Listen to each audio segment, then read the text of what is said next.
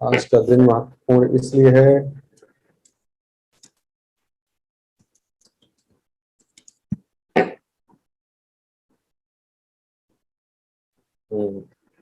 सबसे पहले कुछ भी शुरू करने से पहले आवश्यक है कि जो जिनकी बदौलत आज हम और आप यहाँ पर बैठे हुए हैं, मौजूद हैं,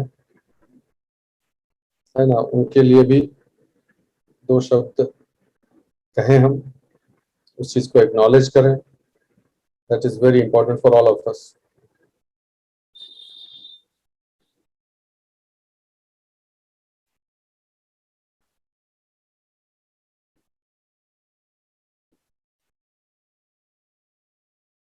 ओके, सो क्यों महत्वपूर्ण है आज का दिन? इसमें ये कोई बहुत छोटा सा जनरल नॉलेज का क्वेश्चन नहीं है। मैं ऐसा समझता हूँ कि पूरी दुनिया में हम आप चाहे जो हो, अंततः एक ही चीज पर विजय प्राप्त नहीं कर पाई है लोगों ने, है कि नहीं? आज से ही नहीं, जब से मानव सभ्यता का विकास हुआ है तब से कहीं ना कहीं जो लोग उस बृहद उद्देश्य को जीवन के नहीं समझ पाते हैं, हमारे जैसे लोग, हमारे आपके जैसे लोग, वो अलग अलग परिमाण में ही सही, लेकिन कहीं ना कहीं उनके मन में मृत्यु के ऊपर विजय प्राप्त करने की लालसा अवश्य रहती है।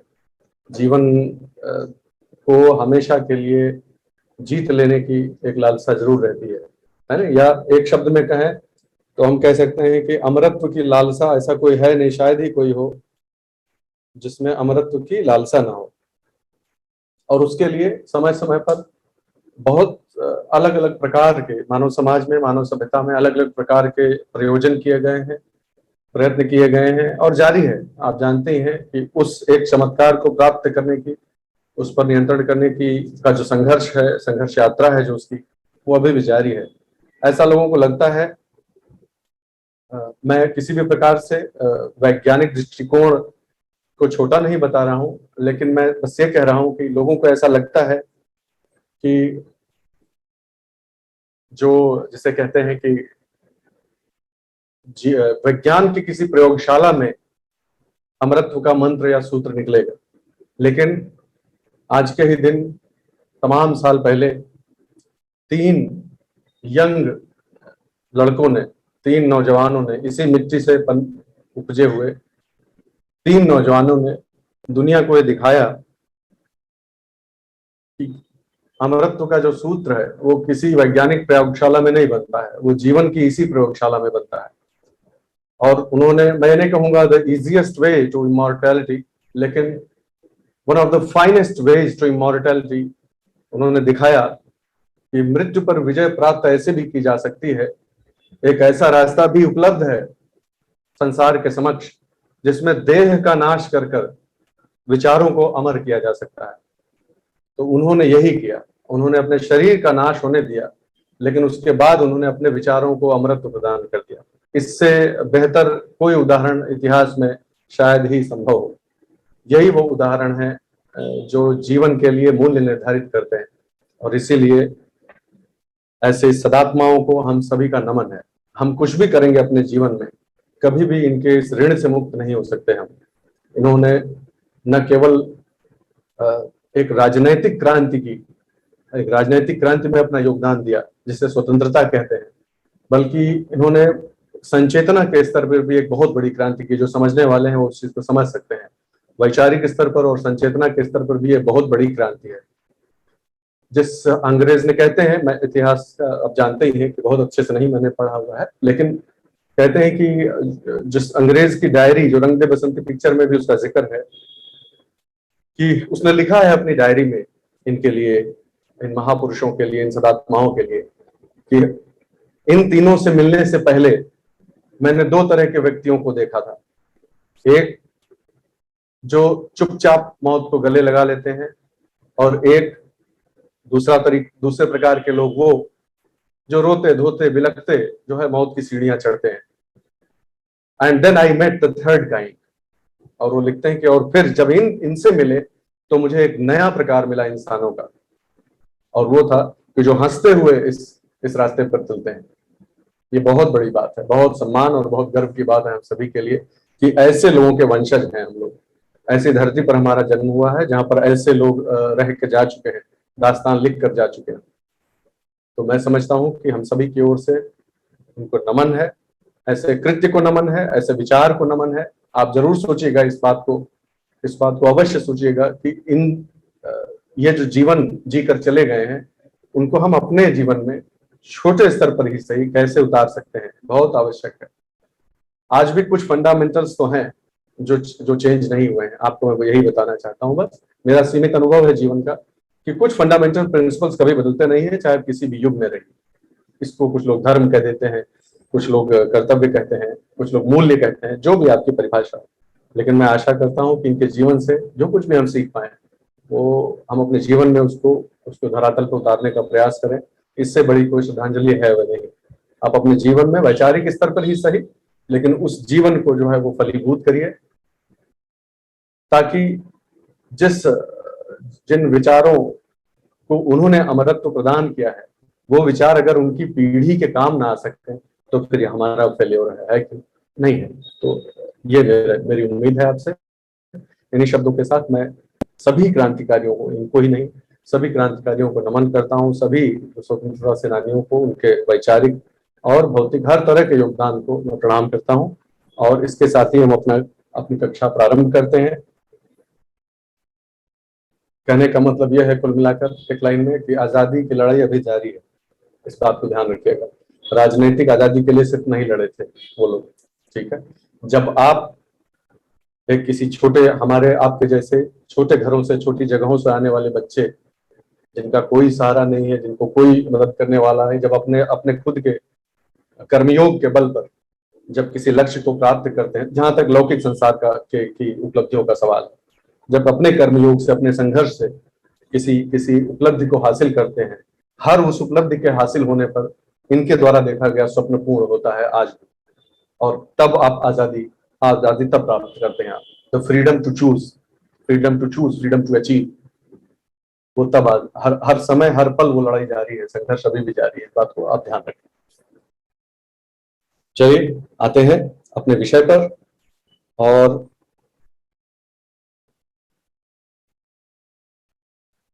is it not mirroring?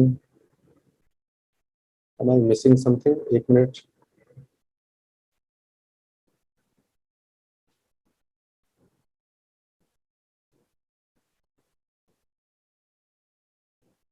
Why so?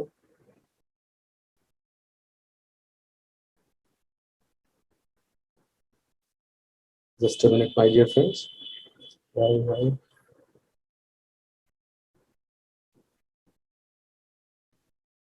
Just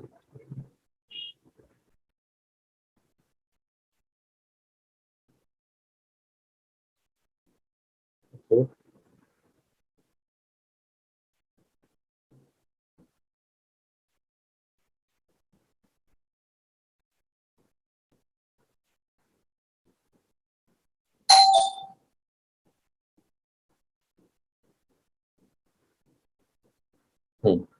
I believe now you can see it. For instance, just tell me if it is visible to you. I think yes, it is visible. Chat box में खाली बोलते जाइएगा और मैं समझ जाऊंगा। Yes, it is. Okay, all right. Thank you, friends. तो हम जल्दी से, अभी बहुत तेजी से उसको हम रिकैपिचुलेट करके आगे बढ़ेंगे। आज 15 से 16 स्लाइड्स हमारे पास है और सारी हम खत्म करेंगे। So the first introduction for all of you. There are many of aspirants which have joined in the meantime. What we are going to study now, and I propose to finish off the entire geography, not entire geography, but whatever I think is the most important in terms of your prelims examination. I think we should be able to finish it off in the next 20-25 lectures, all the most important aspects, 30-35 at most. Okay, that's our plan. So what we are starting here is how geographical events, how geological events have actually taken place. We had already formed a consensus. हमने पहले ही इस पर अपना विचार बना लिया था कि क्यों ना भूगोल को उसी प्रकार से पढ़ा जाए जैसे कि इतिहास में वो घटित हुए हैं। यानी सबसे पहले ब्रह्मांड और उसकी उत्पत्ति के बारे में पढ़ लेते हैं, सौर मंडल के बारे में पढ़ लेते हैं, उसके बाद पृथ्वी और उसकी उत्पत्ति और उसके विकास के बारे में पढ़ लेते हैं, फिर पृथ्वी से आते हैं पृथ्वी की संरचना की तरफ, ठीक है। पृथ्वी की संरचना का जब हम अध्ययन कर रहे होंगे तो निश्चित रूप से उसकी उसकी जो एनाटॉमी है और उसकी जो फिजियोग्राफी है वो सारी चीज पढ़ेंगे हम। ठीक है, जियोलॉजी उसी में आ जाएगी। उसके बाद बढ़ते हैं आगे हम की जो प्लेट्स हैं, जितनी भी प्लेट्स हैं अर्थ के क्रस्ट की जो प्लेट्स वगैरह हैं उनका अध्ययन करेंगे। उसके बाद सिंपल सी बात है कि जब यहाँ तक पहुंच गए आपने पूरे इस जिसे कहते हैं सौरमंडल, ब्रह्मांड, सौरमंडल और धरती की संरचना को समझ लिया, तो उसके बाद क्या ज्योग्राफी बचती है बताइए? चार चीजों का इंटरेक्शन बचता है ज्योग्राफी में बस खाली, और वही चार चीजों का इंटरेक्शन हम पढ़ लेंगे। वो चार चीजें कौन सी हैं? जमीन है, ठीक है, जमीन है, पानी है, हवा है और सनलाइट है। ऑफ कोर्स आप चौथा इंसान को भी उसमें इंक्लूड कर सकते हैं कि इंसान का फिर इनसे कैसा आपस में म्यूचुअल इंटरेक्शन होता है। तो जमीन का पानी से, जमीन का हवा से, हवा का पानी से, इस प्रकार से इंटरेक्शन अगर हम समझ लें कैसे ये इंटरेक्ट करते हैं और कैसे ज्योग्राफिकल प्रोसेसेस डेवलप होती हैं इनके इंटरेक्शन से, क्या इफेक्ट्स होते हैं, मानव जीवन पर उसका क्या प्रभाव है और मानव जीवन का इन पर क्या प्रभाव है। यदि हम इसको ठीक से समझ लें तो समझिए हम भूगोल के मूलभूत सिद्धांतों को समझ चुके हैं।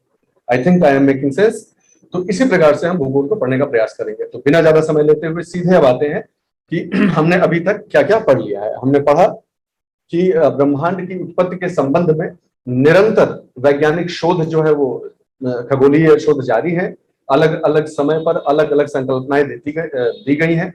कुछ उनमें से अधिक जो है वो स्वीकृत है, कुछ नहीं स्वीकृत है। इस प्रकार से परिस्थिति आप समझ सकते हैं इस चीज को कि खगोल शास्त्र या ब्रह्मांड की उत्पत्ति के बारे में दी गई कोई भी संकल्पना, कोई भी कॉन्सेप्ट लेबोरेटरी में प्रूव करने जैसा है नहीं। बहुत सारे वेरिएबल्स हैं और सबसे इंपॉर्टेंट चीज ये है कि we can not go back in time. So what we can observe and what we can take into consideration is only the signatures which have been left in the process of expansion of universe or development of universe. That's what we can do. Okay. तो इन्हीं के आधार पर संकल्पनाएं बनाई जाती हैं। जो hypothesis हैं, जो कॉन्सेप्ट, जितने भी ये थ्योरीज दी जाती हैं कि कैसे बना होगा ब्रह्मांड, ये इन्हीं जो एविडेंसेस थोड़े थोड़े मिल रहे हैं उनके आधार पर जो संकल्पना बनाई जाती, बहुत सारी संकल्पनाएं बनाई गई हैं जो सभी खगोलीय घटनाओं को, सभी भौगोलिक जो प्रक्रियाएं हैं उनको जो सबसे बेहतर तरीके से एक्सप्लेन कर सकती है, वो सबसे अधिक स्वीकृत थ्योरी बन जाती है। Very simple. Okay, obviously there can not be, we can not see it in black and white. जो किस स्तर तक कोई भी थ्योरी खगोल में होने वाली जो घटनाएं हैं, जो आज जो प्रक्रियाएं हो रही, इनको कितना सटीक तरीके से एक्सप्लेन कर पा रही है, किस डिग्री तक एक्सप्लेन कर ले जा रही है, इसी के आधार पर उसकी ग्राह्यता या उसकी स्वीकार्यता जो है वो निर्धारित होती है। तो आप जानते होंगे कि अभी जो सबसे समकालीन जो परिस्थितियों में सबसे सर्वाधिक मान्य या सर्वमान्य जो थ्योरी है, जो संकल्पना है, उसे बिग बैंग कहा जाता है। सुना ही होगा आपने। बिग बैंग का अर्थ यह है कि दरअसल ये पूरा जो ब्रह्मांड है उसकी जो उत्पत्ति है वो सब एटॉमिक लेवल से हुई है, उसके बिग बैंग होने से हुई है। यानी कुछ ऐसा था जो बहुत संकुचित था, उसके प्रसारण से, उसके प्रसार हो जाने से, उसके एक्सपेंशन से जो हो रहा है वही हो रहा है। और ये कैसे पता चला? ऐसा नहीं है कि बहुत एडवांस्ड साइंस आ जाने के बाद ये चीज पता चली, नहीं। बहुत आई थिंक गैलीलियो के समय से ही जब अपने सिंपल से दूरबीन में या उसमें खगोलदर्शी यंत्र में देखते थे जब वो, तो उनको ये दिखता था, उनको महसूस होता था कि जो गैलेक्सीज हैं, जो भी गैलेक्सीज दिख रही हैं, वो निरंतर दूर जा रही है, वो दूर चली जा रही है। तो ये संभव तभी है जब यूनिवर्स एक्सपैंड कर रहा हो, isn't it? तो it has emanated from a physical observation, simple physical observation that galaxies are going farther away. Okay, धीरे धीरे बहुत सारे पीसेस को जोड़ा गया, बहुत सारे ऑब्जेक्शंस को एड्रेस किया गया और फाइनली इस लेवल पर पहुंचे कि हाँ ठीक है, एक थ्योरी ये है, बिग बैंग थ्योरी है, जो सफिशिएंटली एक्सप्लेन कर पा रही है। 100% चीजों को नहीं एक्सप्लेन कर सकती, लेकिन ज्यादातर चीजों को एक्सप्लेन कर पा रही है। That is called the big bang theory. तो बिग बैंग थ्योरी क्या कहती है कि सबसे पहले क्या था कि जो है एक ऐसा मास भी नहीं कहना चाहिए, एक ऐसी चीज थी जहां पर स्पेस और टाइम का आपस का कोई डिस्टिंक्शन जो है वो नहीं था। ठीक है, स्पेस टाइम का कोई डिस्टिंक्शन नहीं है। इन्फिनिटी जिसे कहते हैं, इन्फिनिटी वाला एक पॉइंट, उस पॉइंट के सडन बिग बैंग से और फिर उसके रैपिड एक्सपेंशन से यूनिवर्स बनना शुरू हुआ। This is what this theory says. तो वो जो पॉइंट है जहां पर फिजिक्स के सारे नियम फेल हो जाएंगे, इन्फिनिटी जिसे कहते हैं, फिजिक्स के नियम इस पर लागू नहीं होते हैं, वो पॉइंट सिंगुलैरिटी कहलाया। सिंगुलैरिटी में जो है बिग बैंग हुआ और फिर उसका रैपिड एक्सपेंशन हुआ। इस रैपिड, मैं आपको, यह हमारा सब्जेक्ट मैटर नहीं है, बहुत डीप में नहीं जाना है, लेकिन टर्म्स को सुनते जाइए और उनसे अपने आप को परिचित करते जाइए। बिग बैंग हुआ, बिग बैंग के फलस्वरूप मैं बार बार एक्सपेंशन, जो एक्सपेंशन बोल रहा हूं, उसके लिए वैज्ञानिक जो शब्दावली है उसे कहते हैं कॉस्मिक इन्फ्लेशन। ये सब शब्द कहीं आ जाए तो आपको ये नहीं रहे कि आता ही नहीं है, कई बार ये इसमें फंसा सकता है। तो कॉस्मिक इन्फ्लेशन जो है, यूनिवर्स जो है इन्फ्लेट हुआ, कॉस्मिक कॉस्मोस जो है वो इन्फ्लेट हुआ बहुत तेजी से, ठीक है।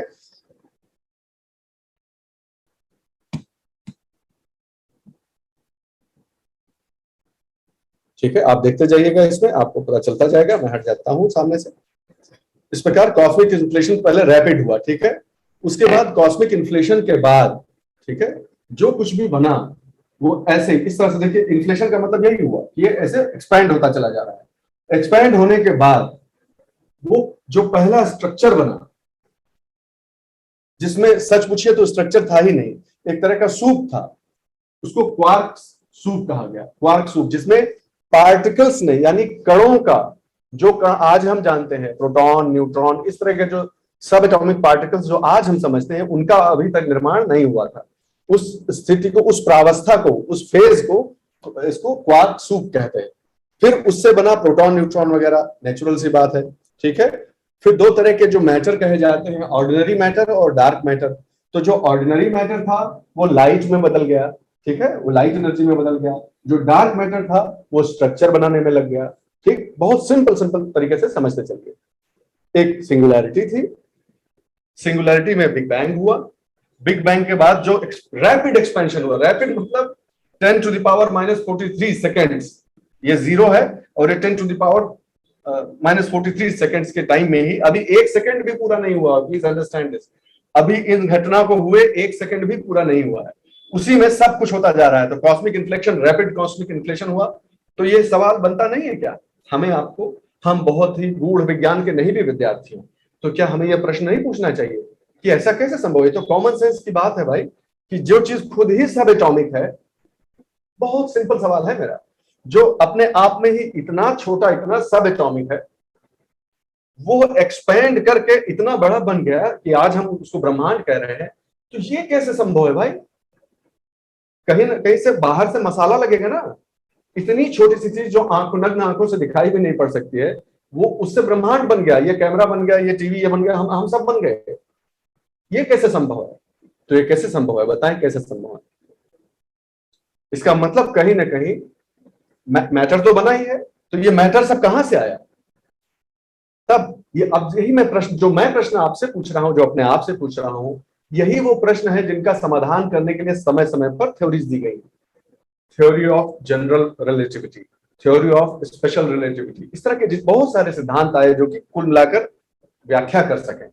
ओके, तो प्रश्न मेरा फिर से पूछता हूं मैं कि ये जब छोटा सा एक सिंगुलैरिटी थी, उसके बिग बैंग हुआ, तो उसके बाद इतना सारा मैटर कहां से आ गया? उसमें तो था नहीं, तो नहीं तो छोटा क्यों होता अगर उसमें होता तो? ये कॉमन सेंस का सवाल है। तो यानी कहीं ना कहीं तब थ्योरी क्या आई कि कहीं ना कहीं हो ना हो, ऊर्जा का पदार्थ में रूपांतरण हुआ है। तो एनर्जी और मैटर का आपस में कहीं ना कहीं इंटरचेंज हुआ है, वरना इतना मैटर आया कहां से? एनर्जी मैटर में बदली है। कुछ याद आता है आपको एनर्जी मैटर में बदलना, मैटर और एनर्जी का ट्रांसफॉर्मेशन? इससे कोई इक्वेशन वगैरह याद आता है क्या? कोई समीकरण इसके संबंध में कभी कहीं दिया गया हो इस तरह की मिलती जुलती बात पर?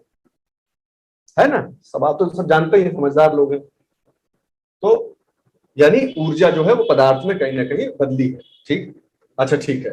तो इस प्रकार के दो प्रकार के पदार्थ बने। कौन कौन से पदार्थ बने? कहते हैं कि ऑर्डिनरी मैटर और डार्क मैटर। उनका नॉमेनक्लेचर जान लीजिए बस, हम भी ज्यादा नहीं जानते और ना आवश्यकता है उसकी। ऑर्डिनरी मैटर जो है वो लाइट में जो है कन्वर्ट हुआ, लाइट, तो energy matter, matter energy transformation होता रहा है। फिर डार्क मैटर जो है वो स्ट्रक्चर्स को बनाने में लग गया। अब हम देखेंगे आगे कैसे कैसे स्ट्रक्चर्स बनते गए। ठीक है, फिर रिकॉम्बिनेशन की एक घटना हुई, यही रिकॉम्बिनेशन हुआ। ठीक है, और इस बात को ध्यान रखिएगा, एक शब्द पूछा जा सकता है, जब ये सब हो रहा था हमें कैसे मालूम कि ऐसा हुआ होगा? हमें आज की तारीख में ये कैसे मालूम? क्या पूरी ही कोरी संकल्पना है या कुछ एविडेंसेस हैं? जब एविडेंसेस का कभी भी नाम आए तो ये शब्द जरूर याद रखिएगा, कॉस्मिक माइक्रोवेव बैकग्राउंड, CMB पर फंसा के पूछ सकता है कहीं भी। What is cosmic microwave background? बहुत बार इसका बहुत चर्चा हो चुकी है, बहुत ज्यादा न्यूज में रहा है, इसलिए आपको जानना चाहिए। पिछले 10-20 सालों से, जब से इसकी एक्चुअली वो गया था, जो एक ज्ञान गया था, वो पता करके आया फिर 2014 या 15 में, ठीक है, इसको जाने रहिएगा। तो कॉस्मिक माइक्रोवेव बैकग्राउंड, CMB क्या है? कोई पूछे क्या है तो उसको ऐसे समझिए। अभी अभी होली गई है ना, होली, तो अगर आप 10 दिन बाद, 20 दिन बाद, दीपावली के 10 दिन बाद, 20 दिन बाद कहीं से गुजरे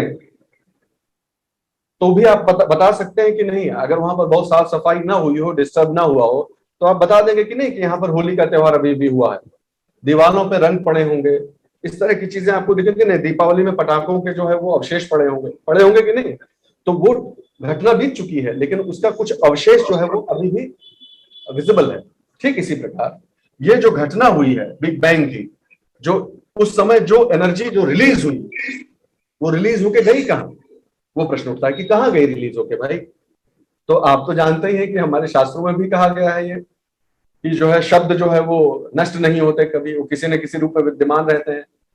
it's not a scientific analogy, maybe not, I do not have the competence to state so, लेकिन हम बस ये कह रहे हैं कि इसी प्रकार उस समय जो भी एनर्जी रिलीज हुई इस रिकॉम्बिनेशन की प्रक्रिया में, एक कण दूसरे में, दूसरा तीसरे में, ऐसे बदल बदल के न्यूट्रॉन, प्रोटॉन, हाइड्रोजन का न्यूक्लियस, हीलियम का न्यूक्लियस बनना जब ये सब घटनाएं हुई, तो उसी के साथ साथ कॉस्मिक माइक्रोवेव बैकग्राउंड जो है वो रिलीज हुआ, और वो आज भी यूनिवर्स के एक कोने में पड़ा हुआ है। उसी का शोध करने के लिए 2004 या 5 में ये शुरू किया गया था पूरा, और अभी भी चल रहा है। उसका कहते हैं कि वो एक तरह से वो फोटो है, स्टिल फोटोग्राफ है, जो उस समय खिंच गया, ऐसे समझिए उसको। ये बचपन की फोटो जैसे हमारी नहीं होती है, तो कॉस्मिक माइक्रोवेव बैकग्राउंड जो है वो दरअसल यूनिवर्स के बचपन की फोटो है, जो उस समय छप गई तो छप गई। आजकल आपने देखा नहीं होगा, एक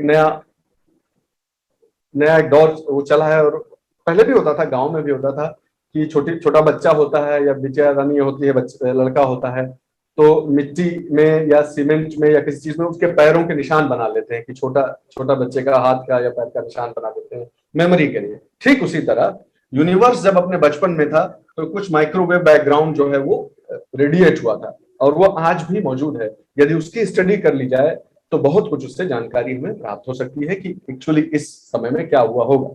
is that all right? Till this point it is understood, I believe. कुछ भी ऐसा तो लगा नहीं कुछ कॉम्प्लेक्स सा? बताइए आप लोग, तो फिर आगे बढ़े। और अगर कहीं भी प्रश्न है मन में तो पूछने से बिल्कुल भी उम्र करिएगा, या आप ऐसा भी कर सकते हैं कि अपने प्रश्नों को नोट करते चलिए, और लास्ट के 5-10 मिनट हम लोग थोड़ा सा क्वेश्चन आंसर भी करेंगे। तो यहां तक तो आप समझ गए, ठीक है। फिर डार्क एजेस कहा जाता है, बहुत सारा जिसे कहते हैं ना कि ordinary matter falls into structures created by dark matter.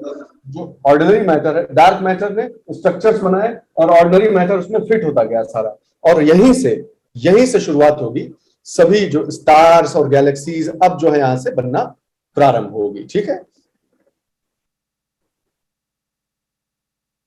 Fine, okay, alright.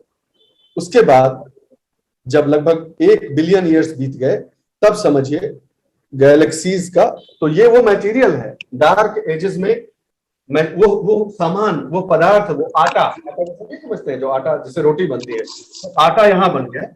और stars and galaxies 200 million year से कह सकते हैं कि स्टार्स का और गैलेक्सीज का फॉर्मेशन प्रॉपर शुरू हुआ, और फिर गैलेक्सीज जो है वो इवॉल्व होती है, और आज तक इवॉल्व हो रही है। 13.8 बिलियन ईयर्स के बाद जो है वो गैलेक्सीज जो है वो अपने स्वरूप में तो आ ही चुकी है, और इस प्रकार यूनिवर्स का एक्सपेंशन होता जा रहा है।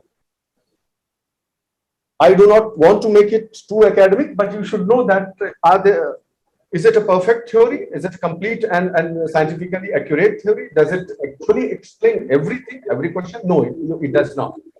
मैं बहुत ज्यादा तो आपको नहीं परेशान करना चाहता इस मामले पे, लेकिन हल्का सा बस बता देता हूं कि अगर कुछ लोगों ने क्या प्रश्न उठाया है इस थ्योरी के ऊपर, कि भाई आप क्या कह रहे हैं कि जो है जो जो एक्सपेंशन हुआ है, कॉस्मिक इन्फ्लेशन का जो एक्सपेंशन हुआ है, वो एक तरह से कहते हैं ना कि वो कंपाउंडिंग रेट से हुआ है। ठीक है, आप ये कह रहे हैं कि 1 से 2, 2 से 4, 4 से ऐसा होता गया, डबल होता चला गया, डबल होता चला गया। ठीक, तो वो क्या कहता है कि अगर ये बात सही है तो हम इसको किसी ग्राफ पे वापस ऐसा समेटने की कोशिश करें तो 0 पॉइंट तो कभी आएगा ही नहीं ना। 0 पॉइंट पर हम पहुंच ही नहीं, आ ही नहीं सकता, मैथमेटिकल इम्पॉसिबिलिटी है। नहीं समझे बात? बहुत आसान है। अगर कोई आपको पहली मैं जानकारी दे रहा हूं ये कि यूनिवर्स जो एक्सपैंड हुआ है वो डबल्स में हुआ है। मान लीजिए ऐसा बोल दूंगा कि जो भी था उसका 2 गुना होता गया है, 2 गुना, कुछ समय में फिर 2 गुना, फिर 2 गुना, ऐसे एक्सपैंड हो रहा है। अगर ये मैं एक फॉर्मूला बोल दूं आपको और फिर कहूं कि उस टाइम का पता लगाओ जब यूनिवर्स 0 था, यानी जब कुछ नहीं था, बोला ये तो इसमें क्या विसंगति है? तो बताइए आप क्या विसंगति है। कि मान लो हम 100 पे हैं, बहुत एग्जांपल दे रहा हूं, मान लो अभी 100 पे हैं, तो अगर वो फॉर्मूला लगाएं तो 100 से 50 रहा होगा, 50 से 25 फिर रहा होगा, 25 से 12.5 रहा होगा, 12.5 से 6.25 रहा होगा। ऐसे तो डबल डबल डबल होता गया होगा। एक सिंपल एग्जांपल में बता दूं, तो कोई भी वैल्यू से आप शुरू करिए रिवर्स कैलकुलेशन, क्या कभी 0 पे पहुंचोगे? Think about it, what I am saying. कोई ना कोई संख्या तो ऐसे करेगी, चाहे जितनी पॉइंट फलाना फलाना फलाना, आधा करते जाओ, आधा करते जाओ, लेकिन कभी 0 पे तो नहीं आओगे ना। ठीक ठीक बात समझ में आ रहा है? कभी 0 नहीं आ सकता है इस मेथड से। यूनिवर्स का रेट ऑफ एक्सपेंशन को अगर मैथमेटिकली एक्स्ट्रापोलेट किया जाए रिवर्स कैलकुलेशन करके तो कभी 0 नहीं आएगा। तो अगर कभी 0 नहीं आएगा तो फिर आप सिंगुलैरिटी तक पहुंचेंगे कैसे? बस, इससे ज्यादा नहीं। इससे ज्यादा बताऊंगा तो ये थोड़ी सी बेईमानी हो जाएगी मेरे पार्ट पे। पढ़ा है मैंने, आपके चक्कर में पढ़ा है बहुत डिटेल में, लेकिन इससे ज्यादा बताना चाहिए। That's all. बस ये जानने दीजिए, there are certain inconsistencies in this theory also, but still it is the most acceptable theory you can say today. Alright, बस इससे ज्यादा नहीं परेशान होना है। थोड़ा थोड़ा जाने रहिए चीजों के बारे में, वैसे भी जानना चाहिए। इसके बारे में तो हम लोग पहले लेक्चर में पढ़े ही थे कि तो अल्टीमेटली फिर क्या हुआ। अब सवाल आता है, अच्छा गैलेक्सीज और ये सब बन गए, फिर बोला कि फिर तारों का निर्माण होता रहता है और तारों के चारों तरफ फिर अपना जो उसके मंडल, तारामंडल बनते रहते हैं। जैसे सूर्य हमारा एक तारा है और उसके चारों ओर उसका अपना सौरमंडल है, ठीक उसी प्रकार। तो जो स्टेलर नेबुला, वो कोई पूछे स्टेलर नेबुला क्या है, कोई पूछे ये शब्द क्या है, तो बताइए कि धूल धक्कड़ का एक ऐसा बादल, गैसेस का और धूल धक्कड़ का ऐसा बादल जिनसे कि तारों का निर्माण होता है, उसे स्टेलर नेबुला कहा जाता है। ठीक, इसीलिए इन्हें स्टार नर्सरी भी कहा जाता है। नर्सरी समझ रहे हो ना, जहाँ छोटे छोटे पौधे उगाए जाते हैं फिर वो बड़े हो जाते हैं, वही तो तारों को बनाने वाली नर्सरी जो है वही है स्टार नेबुला, उसको कहा जाता है। शब्द का जो प्रयोग है किया जाता है। 2 तरह के, जाने रहिए कि 2 तरह के स्टार्स बन सकते हैं, या तो मैसिव स्टार बनेंगे या एवरेज स्टार बनेंगे। ठीक है, एक तारे के कितने तरह के स्टार्स हो सकते हैं वो सब आपको बताया जा रहा है इसमें। ठीक है, तो मैं कह रहा था कि या तो मैसिव स्टार बनेगा या एवरेज स्टार बनेगा। अगर मैसिव वाला स्टार बना इससे, तो उसकी लाइफ कैसे जाएगी? फिर उसका अगला स्टेज, स्टार नेबुला 2 तरह के सितारों का निर्माण कर सकती है, एक मैसिव स्टार, एक एवरेज स्टार। साइज की बात हो रही है। अगर मैसिव स्टार बनता है तो उसकी अगली स्टेज जो होगी वो कहलाती है रेड सुपर जायंट। ठीक है, और उसके बाद जो घटना होती है उसे कहते हैं सुपरनोवा। ठीक है, रेड, ये बस आप सीक्वेंस जाने रहिए। मैसिव स्टार बना अगर तो रेड सुपर जायंट के बाद सुपरनोवा की घटना होगी, और सुपरनोवा की घटना होने के बाद या तो ब्लैक होल की स्थिति आएगी या न्यूट्रॉन स्टार छोटा सा बन के रह जाएगा। याद रखिएगा, बिल्कुल बहुत गूढ़ता में नहीं जाना है, लेकिन ये जाने रहिए कि स्टार नेबुला वो गैस, डस्ट वगैरह का पार्टिकल का वो क्लाउड है जिससे कि फाइनली स्टार्स का ओरिजिन होता है। 2 kinds of stars can emanate from this particular structure. One is massive star. The second possibility will be average star. If this particular event is happening, then the first stage will be massive star. Its next stage will be red supergiant. Then supernova. It will be a supernova, and it will either become a black hole or become a neutron star. However, suppose it is this possibility that is chosen by the universe. Average star के अगले की जो stage, जैसे यहाँ red super giant था, वहां simple red giant, और उसके बाद की जो घटना होती है कि प्लेनेटरी नेबुला बनता है। यहीं से याद रखना, ये रास्ता जब चुना जाएगा तब इस तरह का जो हम सौरमंडल जो देख रहे हैं, प्लैनेट्स देख रहे हैं, उनका निर्माण इस रास्ते से होता है। ठीक, इसकी गति, इसकी जो आगे की गति है वो आपने देख ली। अगर ये रास्ता बने, यानी एवरेज साइज स्टार बने, तो फिर प्लैनेटरी नेबुला जो है वो बनता है, और वो अंततः व्हाइट ड्वार्फ बन के रह जाता है लास्ट में, एकदम लास्ट में जाकर। जैसे सूरज है हमारा, हमारा सूरज है, तो वो इस रास्ते पे चल रहा है। ठीक, अंत में वो व्हाइट ड्वार्फ होकर रह जाएगा। You should know this. तो यहां तक पहुंच गए हम धीरे धीरे कहां जा रहे हैं, हम अपनी धरती की तरफ आ रहे हैं, चिंता मत करिए। ठीक है, अगली बात, तो फिर क्या है नेबुलर हाइपोथेसिस? कोई शब्द बोल दे कि व्हाट इज नेबुलर हाइपोथेसिस, या मान लीजिए इस तरह के वैकल्पिक प्रश्न में दे दे कि nebular hypothesis is A B C D, ऐसा 1 2 3 करके देते तो समझ रही है। बहुत सिंपल सा है भाई। नेबुलर हाइपोथेसिस कहती है कि सबसे पहले क्लाउड ऑफ डस्ट और गैस, ये ठीक, ये बनता है, ये चीज बनी होगी, और आज भी ऐसा होता है। The second stage is this cloud will collapse on in itself. ये जो क्लाउड है वो जो है अपने ऊपर ही कोलैप्स कर जाता है, ऐसे कोलैप्स कर जाएगा। ठीक है, इस कोलैप्स कर जाने से, अभी तो एक तरह से देखो ना कि हम तुम्हें कैसे समझाए थे इसको। हाँ, वो तुम वो देखे हो, आलू का पराठा बनते हुए देखे हो घर में? ऐसा, और क्या बताएं, यही सब जुगाड़े है। आलू पराठा समझो, तो आलू पराठा बनाते समय पहले वो बनता है तो पुटकी जैसी, उसमें फिर आलू भरा जाता है कि नहीं भरा जाता है, फिर उसको ऐसे गुलियाया जाता है। तो अभी तो ऐसा है ना, थोड़ा सा मोटा सा है, उसके बाद बेलन चला दो तो वो ऐसा हो जाता है कि नहीं? तो वैसे ही ये क्लाउड कोलैप्स कर जाएगा जब अपने आप में, तो एक डिस्क की तरह बन जाएगा। ठीक, जब डिस्क की तरह बन जाता है, that is the third stage, a flat spinning disc of dust and gas. And on the fourth stage nuclear fusion begins and sun is born. आप सब जानते हैं इस चीज को कि नाभिकीय जो संलयन की प्रक्रिया होती है, न्यूक्लियर फ्यूजन स्टार्ट हो जाता है, हाइड्रोजन हीलियम वाला सब जानते ही होंगे, और फिर सन इज बॉर्न। यहां पर ये देखिए, पहले क्लाउड था, कोलैप्स करके ऐसे डिस्क जैसा हो गया, ऐसे ऐसे डिस्क हो गई, फिर बीच में जो है न्यूक्लियर फ्यूजन की प्रक्रिया चालू हो गई, तो एक एनर्जी का सोर्स यानी सन जो है वो जन्म ले लेता है, और फिर 0.2% material left behind by the sun clumps into protoplanets. Please understand this. और ज्यादातर जो सामान है, माल है, ठीक है, वो इस सूरज को बनाने में ही खर्च हो जाता है, यानी 98.8, am I right? Yes, 99.8, I wanted to say 99.8% of the material of this material that actually gets consumed or gets spent up in forming that star, that is आप सन कह लीजिए, सूरज कह लीजिए, और जो बाकी का बचा मसाला है 0.2%, उसके चारों ओर जो घूम रहा है, कुल मिलाकर उसी से उत्पत्ति होती है। इन सभी जो सौर मंडल के बाकी ग्रह हैं, वो उससे उत्पत्ति होती है उस मसाले से। ठीक है, icy and gaseous planets could not survive near sun obviously and hence aligned after rocky planets। और जब ये ऐसे ऐसे नाच रहा है, पहले सूरज बन गया, अब बचा 0.2% मटेरियल, वो भी नाच रहा है, धीरे धीरे चिपकता जाएगा, छोटा छोटा चिपक के बड़ा होगा, ऐसे ऐसे होता जाएगा। तो ये जब नाचना शुरू करेगा, स्पिनिंग डिस्क हो रही है, इसके इस प्रक्रिया के तहत होगा ये कि जो आईसी प्लैनेट्स वगैरह हैं वो दूर चले जाएंगे, वो यहाँ सर्वाइव नहीं कर सकते ऑब्वियसली। जो इस टेम्परेचर को सह सकते हैं, यानी रॉकी प्लैनेट्स हैं, वो आसपास बनेंगे सूरज के चारों ओर, और बाकी के उसके चारों तरफ बनेंगे जो गैसियस और आईसी प्लैनेट्स होंगे। क्या ये कॉमन सेंस नहीं है? और अगर आप इस प्रक्रिया को समझते हैं और इससे आप इत्तेफाक रखते हैं, तो आप बताइए, आप यदि हम अपने सौर मंडल को देखें, तो क्या अब आप इस बात की कारण सहित व्याख्या कर सकते हैं? Can you not explain as to why the 4 inner planets are called terrestrial planets and the others are called gas giants?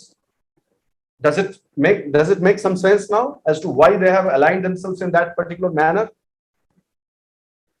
कि जितना रॉकी प्लैनेट से बुध, शुक्र, पृथ्वी, मंगल, ठीक है, ये ऑब्वियसली यहाँ सूरज के नजदीक फिर जो है अलाइन हुए, वही प्रेसिपिटेट हुए, और बाकी जो गैसेस वाले थे वो देखिए बाहर हुए। समझ में आ गई बात? ये सब चीजों के कारण सहित समझते जाइए, मेरा कहना ये है बस।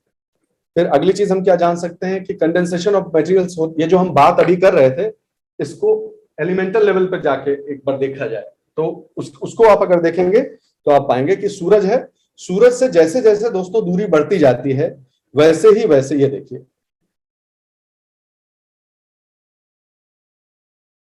अलग अलग ये रटने की जरूरत नहीं है, सिर्फ नॉलेज में आपके होना चाहिए कि सूरज से दूरी बढ़ने के साथ साथ, क्या ये बात सही नहीं है कि मेल्टिंग पॉइंट समझते हो कि नहीं समझते हो? मेल्टिंग पॉइंट, फ्रीजिंग पॉइंट, जो इतने जो अलग अलग तरह के पॉइंट्स होते हैं, सबका अलग अलग है। तो सूरज से जिसका दूरी ज्यादा है उसी के हिसाब से टेम्परेचर होगा उस जोन का, और उसी के हिसाब से वहां पे वही चीज जो है वो सॉलिड बनेगी जिसका उस टेम्परेचर में बैठ रहा हो। क्या आप बात समझ रहे हैं कि भाई सूरज से दूरी बढ़ने के साथ साथ तापमान अलग होता जाएगा कि नहीं होता जाएगा? एक जोन ये, फिर अगला जोन, फिर अगला जोन, ऐसे होता जाएगा। और अगर ये बात सही है तो उस जोन के अनुसार जिस धातु का या जिस कंपाउंड का जैसा मेल्टिंग पॉइंट वगैरह बनेगा, सॉलिडिफिकेशन पॉइंट वगैरह, वैसे ही तो वो सेट होता जाएगा। बहुत ही आसान सी बात है, अगर आप देखिए तो लॉजिकल सी बात है। वही है, ये जो चित्र दिखा रहा है वो यही प्रदर्शित करने का प्रयास कर रहा है कि देखिए 0 डिग्री के आसपास कौन सॉलिड हो जाता है। ये सब जो है वो 0 डिग्री के आसपास वाले जोन है, आप जानते ही हैं। पानी पानी बर्फ कब बनता है? जीरो जीरो पे ही तो बनता है। तो इसी प्रकार जो जितना सह पावे वो उस हिसाब से उतनी दूरी पर वो समझिए वो कंडेंस हो जाता है, ठीक। और इसीलिए आप उन प्लैनेट्स का एनालिसिस भी करेंगे, एलिमेंटल कंपोजिशन का एनालिसिस करेंगे, तो आप पाएंगे कि दरअसल यह सच में ऐसा ही है। तो उसके पीछे की कहानी ये है, कोई प्लेनेट वहां पर क्यों है? क्योंकि वो इसका बना हुआ है, इसलिए उस जगह पे है। Please understand this, I think this is clear. कुछ याद करने की जरूरत नहीं है, एक कॉन्सेप्ट है, सिर्फ इतना समझ लीजिए कि भाई इसलिए होता है ये सब। कोई ये चीजें उतनी रैंडम नहीं है कि ऐसे ही बन गई, पीछे कुछ ना कुछ कारण है। कंडेंसेशन ऑफ मटेरियल्स के बारे में अगर कहा जाए, बस 2 शब्द याद रखिए भाई, ये जानना चाहिए, मेरा मानना है। पता नहीं क्यों मेरे मन में ऐसा आया कि आपको खाली बता दूं, बस आप ना याद रख पाए तो कोई बात नहीं, इस चीज को खाली आप समझ लीजिए। एस्टेरॉइड बेल्ट आप जानते ही हैं, बुध, शुक्र, पृथ्वी, मंगल के बीच में एक एस्टेरॉइड बेल्ट है। यहाँ पर कुछ प्लैनेट्स इधर और बाकी के प्लैनेट्स इधर हैं। ये जो एस्टेरॉइड बेल्ट है, इससे पहले एंस्टेटाइट कॉन्ड्राइट मटेरियल जो वो कहलाता है ये पाया भी गया है, उसका आधिक्य है। और इधर जो है वो कार्बोनेशियस कॉन्ड्राइट्स का आधिक्य। कॉन्ड्राइट्स एक तरह के रॉक्स है, और सिंपल सा ऐसा समझिए, अर्लीस्ट रॉक्स। और डेप्थ में मैं जा सकता हूं लेकिन नहीं नहीं मेरी इच्छा है अभी। कॉन्ड्राइट्स समझ लीजिए, कॉन्ड्राइट्स अर्लीस्ट टाइप की रॉक्स हैं, जो तब की हैं जब ये स्पिनिंग डिस्क हो रही थी और ये बन रहे थे और प्लैनेट्स बन रहे थे। इतना एजेड है वो, इतनी पुरानी है वो। 2 तरह की होती हैं, एक एंस्टेटाइट और एक कार्बोनेशियस, ठीक है। सिंपल सा एक लाइन में समझ लीजिए कि इधर वाली जो रॉक्स हैं high water, high organic content होता है इनमें, सिलिकेट्स होते हैं, ऑक्साइड्स होते हैं, प्रेजेंस ऑफ ये फलाना कुछ नहीं, ये सब कुछ मत जानिए। बस इतना ध्यान रखिए कि ये गर्मी के द्वारा उतना बर्बाद नहीं हुए हैं, उतना ट्रांसफॉर्म नहीं हुए जितना कि ये हो गए, ठीक है। They have undergone great thermal Metamorphosis. तो गर्मी के कारण इनके स्वरूप, इनकी संरचना में बहुत कायांतरण हो चुका है, इनमें उतना नहीं हुआ है। तमाशा असली आप ये जो मैं अभी बता रहा हूं, ये अभी इसका सिग्निफिकेंस नहीं बताऊंगा, आगे बताता हूं आपको। अभी इतना जाने रहिए कि इधर वाले को एंस्टेटाइट, उधर वाले को कार्बोनेशियस। कार्बोनेशियस वैसे ही समझ सकते हैं, कार्बन वाले कंपाउंड्स का अधिकता होगा, तो सिंपल सी बात हो गई, वो नष्ट नहीं हुआ होगा। हाँ, सूरज से बाहर की तरफ बढ़ने पर ये जो कॉन्ड्राइट रॉक्स हैं, दोनों ही कॉन्ड्राइट के टाइप है। जो हाइड्रेशन है, यानी पानी की अधिकता कहना थोड़ा देहाती टाइप का हो जाएगा, लेकिन समझ चलिए ऐसे ही समझ लीजिए। हाइड्रेशन जो है वो बढ़ता जाता है इधर जाने पर सूरज से, ऑब्वियसली, इजंट इट ऑब्वियस। सूरज से दूर जाएंगे तो जो हाइड्रेशन कॉन्ड्राइट्स जो कि रॉक्स हैं, उनमें जो हाइड्रेशन का कंटेंट है वो बढ़ता जाएगा, ठीक है। अभी एक बहुत बड़ी इंटरेस्टिंग पजल पैदा करने वाला है, चिंता न करिए, अभी बताते हैं। अभी ये समझ लीजिए कि प्लैनेट्स कैसे बनते हैं। तो जो नेबुला था, नेबुला याद है सभी को, जो बोले थे कि ये सब जो है डस्ट और गैस का वो है, और डिस्क बन गई। 99.8% तो सूरज में इस्तेमाल हो गया, बाकी का जो बचा उससे क्या होता है, ग्रेन्स छोटे छोटे इकट्ठा हो जाते हैं प्लैनेटेसिमल्स में। वो जब इकट्ठा हो जाते हैं, थोड़ा और बड़ा बन गया तो प्रोटोप्लैनेट्स, ठीक है। जो इस साइज के नहीं हो पाते, इतने बड़े नहीं है, या किसी कारण से वो चिपक नहीं पाए, वो तैरते रह जाते हैं। तो ऐसे प्लैनेटेसिमल्स 2 तरह के हो सकते हैं। प्लैनेटेसिमल्स दो तरह के हो सकते हैं, एक जो संजोग से चिपक गए या क्योंकि साइज में बड़े थे इसलिए चिपक गए और वो ग्रहों के बनाने की प्रक्रिया का हिस्सा बन गए, यानी प्लैनेट फॉर्मेशन का प्रोसेस का पार्ट बन गए। जो नहीं बन पाए वो अभी भी भटकती हुई आत्मा की तरह एस्टेरॉइड्स और कॉमेट्स, जो हम सुनते हैं ना, एस्टेरॉइड्स और कॉमेट्स जो है उनके रूप में अभी भी घूमते रहते हैं। आप सब जानते हैं इसके बारे में, तो कोई बताने की बात ही नहीं है।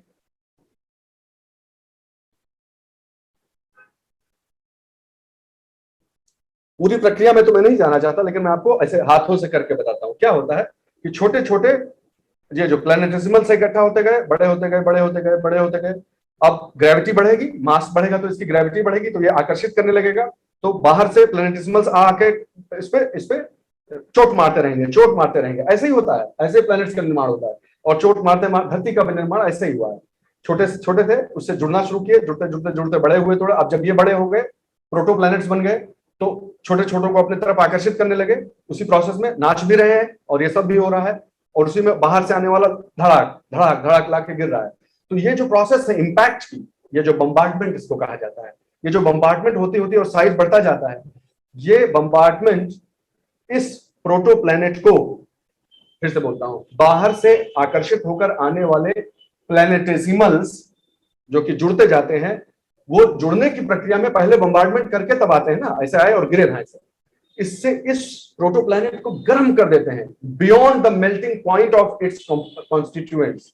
तो पूरा लिक्विड हो जाएगा कि नहीं हो जाएगा, बताओ? एक तरह से लिक्विड मॉल्टन स्टेज में आ जाएगा। तो जब मॉल्टन स्टेज में आ जाएगा, अब आप समझ जाएंगे कि मैं किस तरफ ले जाना चाह रहा हूं आपको। क्योंकि इस प्रक्रिया में, क्योंकि आप पूछ सकते हो ना, ये धरती का स्ट्रक्चर जब पढ़े होगे, कभी ना कभी तो पढ़वे किए होगे, हमारे पढ़ने से पहले तमाम बार पढ़े होगे। तो ये लोहा नीचे चला गया, केंद्र में चला गया, निकल नीचे चला, ये सब पढ़े हो कि नहीं पढ़े हो? देखो चैट बॉक्स में बताओ। भारी जो धातुएं थी वो नीचे चली गई, तो कैसे चली गई नीचे? हाथ गोड़ लगा है उनके कि चल गए रास्ता बनाते हुए? पॉसिबल है? सॉलिड स्टेट में अगर हो तो पॉसिबल है।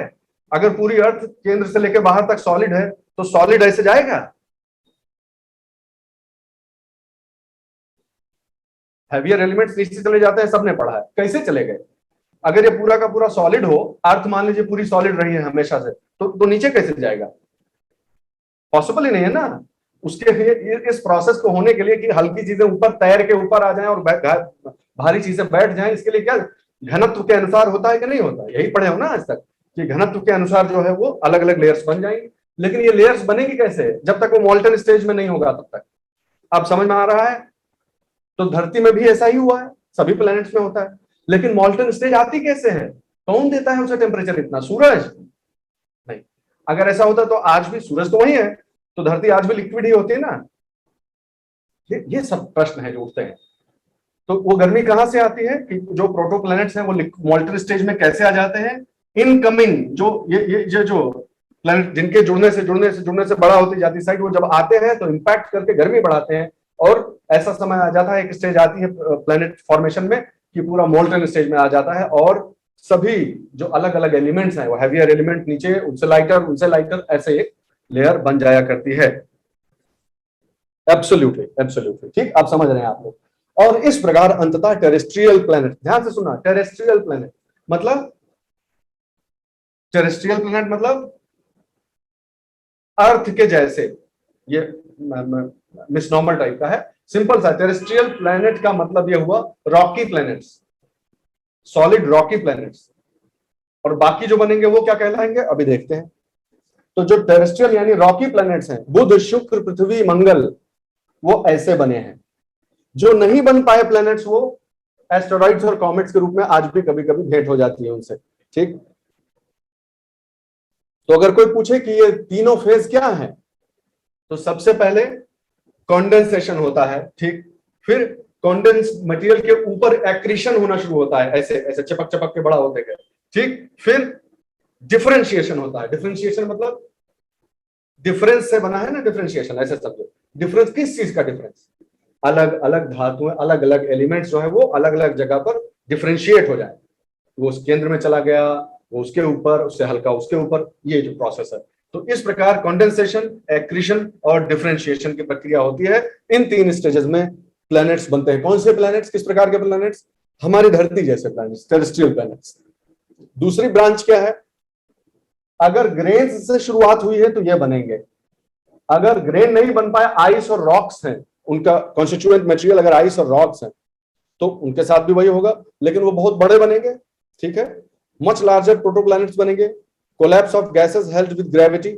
तो होता क्या है कि ये जो है वो आइस और रॉक्स से बनने वाले जितने भी प्लैनेट्स हैं, वो जो गैसियस क्लाउड है जो, वो पूरा का पूरा अपने ही सेंटर पे कोलैप्स कर जाता है, साइज के मैसिव होने की वजह से, द्रव्यमान के बहुत अधिक होने की वजह से वो जो है वो गैसेस अपने में ही कोलैप्स कर जाती हैं, और उस प्रकार इस कोलैप्स की वजह से इसी को एनर्जी ऑफ कॉन्ट्रैक्शन जो है वो पैदा होती है, कॉन्ट्रैक्शन। और जब कोई मैसिव चीज है, ध्यान से समझो, मैसिव चीज है, वो एकदम से कोलैप्स कर गई अपनी ग्रेविटी की वजह से, अपने ही सेंटर में कोलैप्स कर गई, ऐसे करके जब कोलैप्स कर गई तो एनर्जी रिलीज होगी कि नहीं, एनर्जी ऑफ कॉन्ट्रैक्शन होगा, वो कॉन्ट्रैक्ट हो रहा है तो एनर्जी रिलीज होगी, उससे इतनी हीट पैदा हो जाती है, कम से कम इस लेवल की हीट जरूर पैदा हो जाती है कि वो उसको सॉलिडिफाई नहीं होने दे, बहुत समय तक सॉलिड नहीं होने देता है। फिर से बोलता हूं मैं, आइस और रॉकी चीजों से शुरुआत हुई, गैस का एक बादल बना, ठीक है, वो बादल अपने आप में कोलैप्स कर गया, उससे कॉन्ट्रैक्शन की एनर्जी रिलीज हुई, वो इतना एनफ थी, एनर्जी इतनी एनफ थी कि वो बहुत लंबे समय तक उनको सॉलिड, उस प्लेनेट को सॉलिड नहीं बनने देती है, क्योंकि गर्म है, इसलिए तब तक सॉलिडिफाई नहीं होगा। लेकिन ध्यान से सुनना मेरी बात, इतनी भी ज्यादा नहीं होती है कि वो हमेशा के लिए एक सितारा जैसा बन जाए।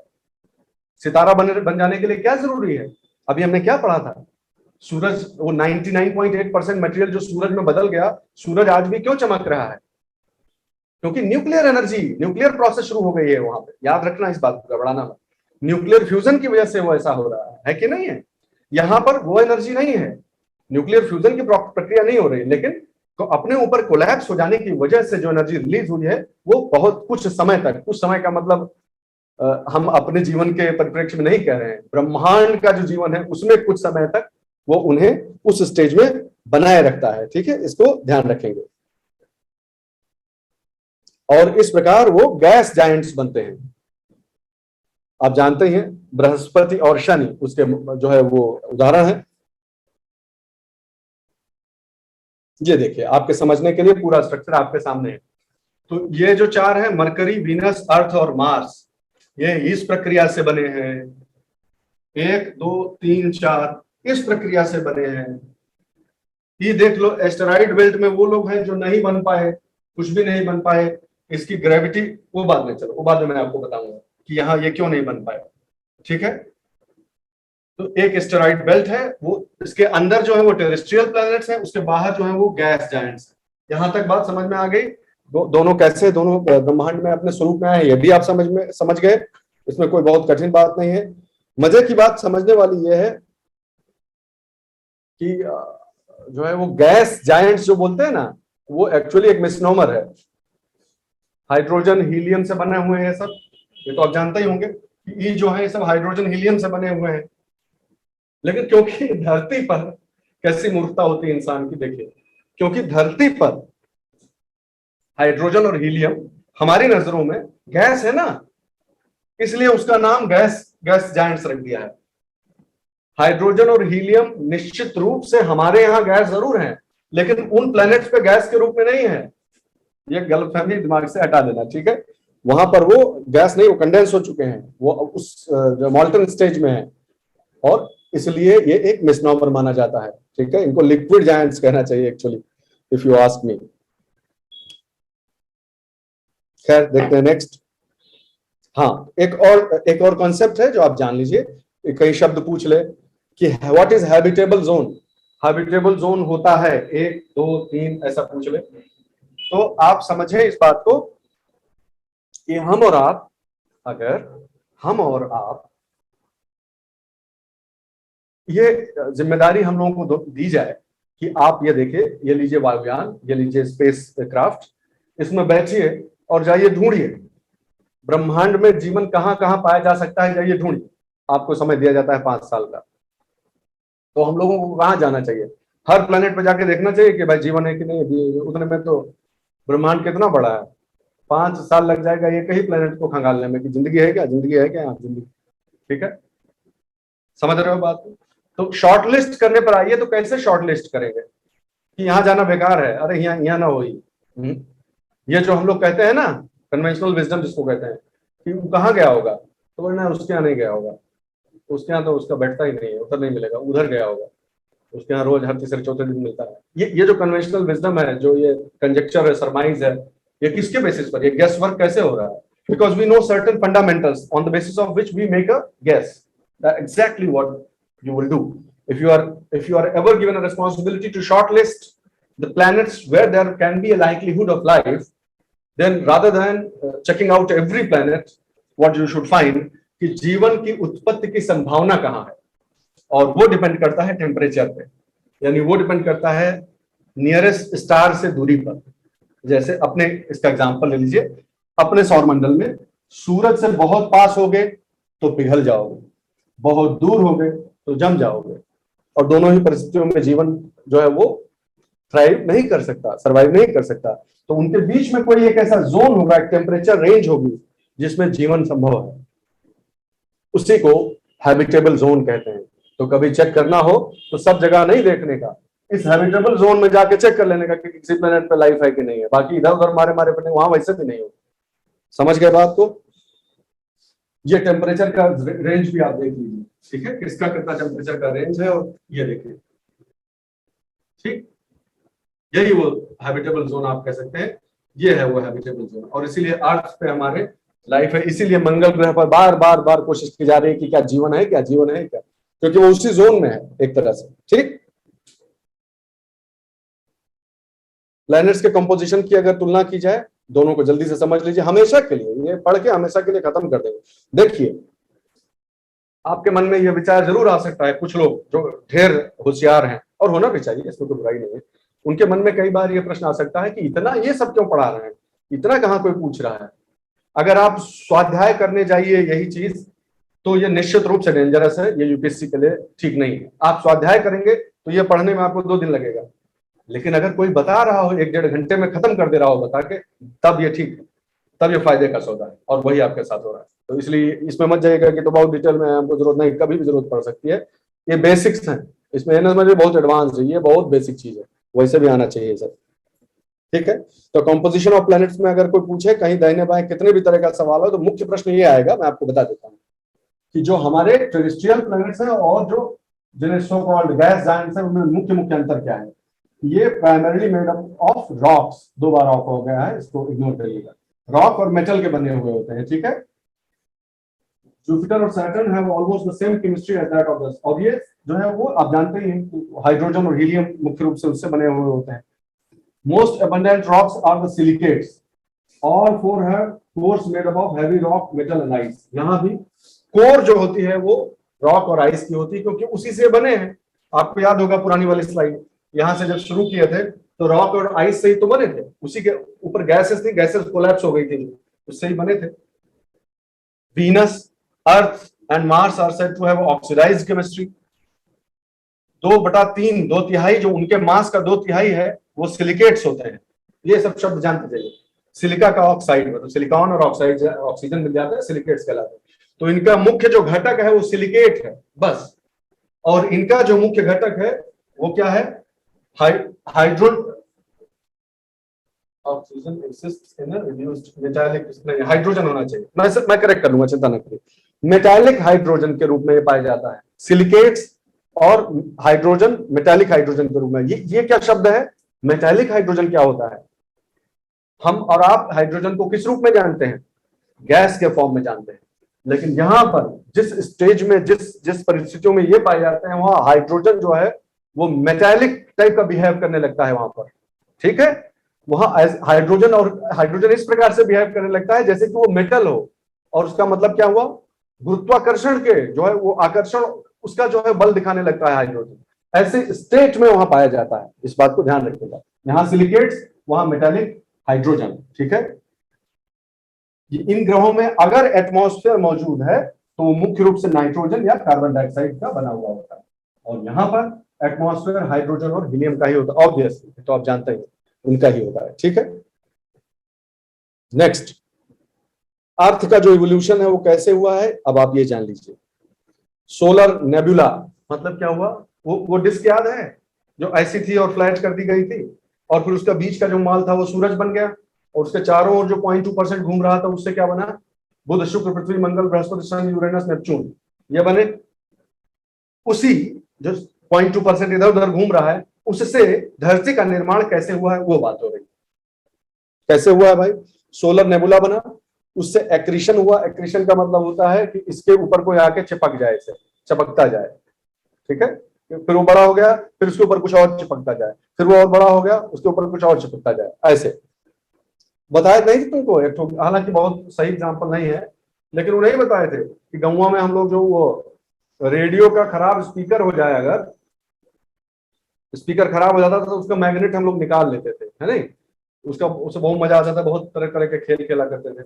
लेकिन और एक और उसका खेल होता था कि उस मैग्नेट को लेकर जाइए और लोहार की जो दुकान हो, हमारे लोहार भाइयों की अगर कोई दुकान है तो उसमें नीचे जो है वो लोहे का बुरादा पड़ा होता था, तो उस चुंबक को ऐसे ढकेल दीजिए अगर जमीन पे, तो उसके चारों तरफ जो वो लोहे का जो बुरादा है वो खड़ा हो जाएगा, ऐसा लगेगा जैसे वो भालू भालू जैसा स्ट्रक्चर बन जाता था, क्योंकि वो खड़े हो जाते थे उस पर बाल के जैसे, सारे जो लोहे के बुरादे वो हुआ करते थे, है नहीं।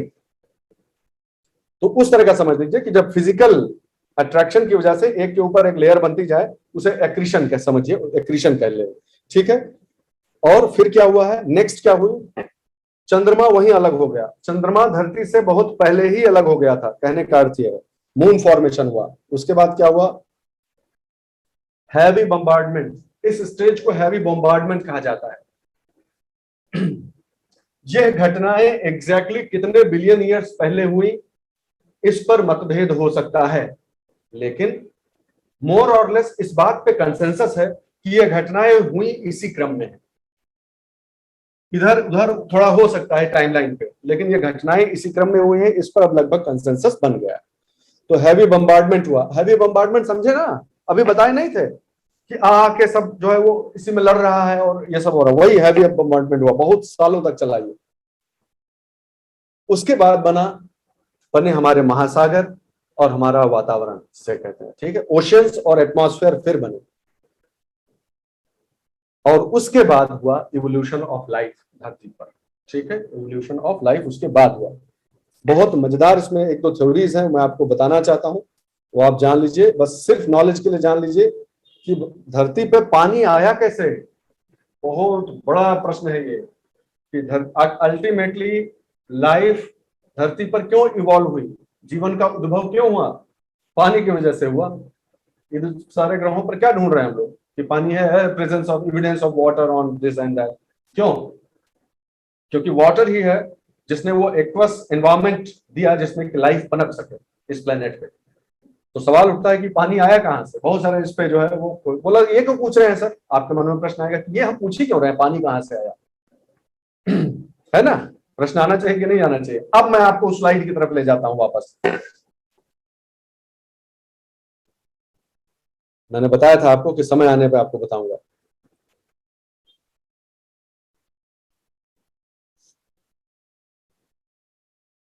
इस स्लाइड पर मैं वापस आपको लाता हूं।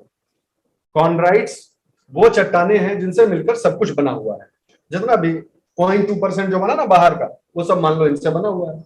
और एविडेंस कहता है कि सूरज से दूर जाते हैं जब हम, देखो देखो ध्यान से देखो, ये एस्टेरॉइड बेल्ट है कि नहीं है, तो धरती इससे पहले ही खत्म हो गई, खर्च हो गई कि नहीं खर्च हो गई, मतलब आके खत्म हो गई कि नहीं खत्म हो गई, बताओ। ये तो एस्टेरॉइड बेल्ट है ना, तो बुध शुक्र पृथ्वी और मंगल इधर हो गए ना, बुध शुक्र पृथ्वी मंगल यहां तक तो हो गए। और हाइड्रेशन किधर बढ़ रहा है, कॉन्ड्राइट्स का हाइड्रेशन किस तरह बढ़ रहा है, इधर की तरफ बढ़ रहा है, तो पानी इधर ज्यादा है, समझ गए बात।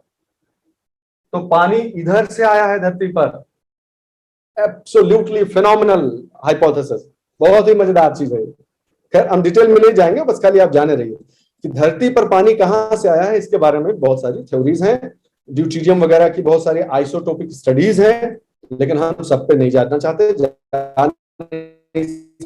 समय नहीं है और स्कोप भी नहीं है हमारी पढ़ाई का। बस जाने रहिए कि धरती पर जल कहां से आया है, इसके बारे में भी बहुत सारी पॉइंट्स हैं। मुख्य रूप से 3 हाइपोथेसिस है, बस फटफट फटफट बता देता हूं आपको, मजा आ जाएगा। पहली हाइपोथेसिस कहती है कि अर्थ जो है, धरती जो है वो आईसी प्लैनेटेसिमल्स जो है वो 4.5 बिलियन ईयर्स जो है वो आके चिपकते गए, ऐसे बाहर से आके चिपकते गए।